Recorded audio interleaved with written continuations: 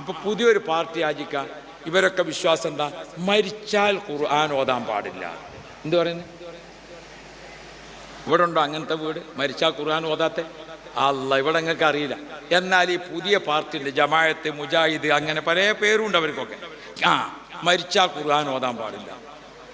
ഞാനിങ്ങനെ അത്ഭുതപ്പെട്ടു.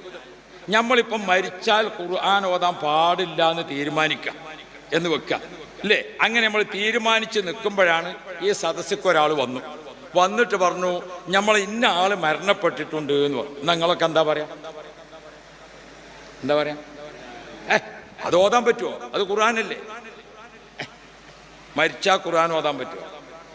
പറ്റൂല എന്ന് തീരുമാനിച്ച് നിൽക്കുമ്പോഴാണ് ഏത് വരുന്നത്? ഒരാൾ മരിച്ചു എന്നുള്ള വാർത്ത വരുന്നത്. മരിച്ചു എന്ന് കേട്ടാൽ അപ്പം നമ്മൾ ഏതാ ഓതാ?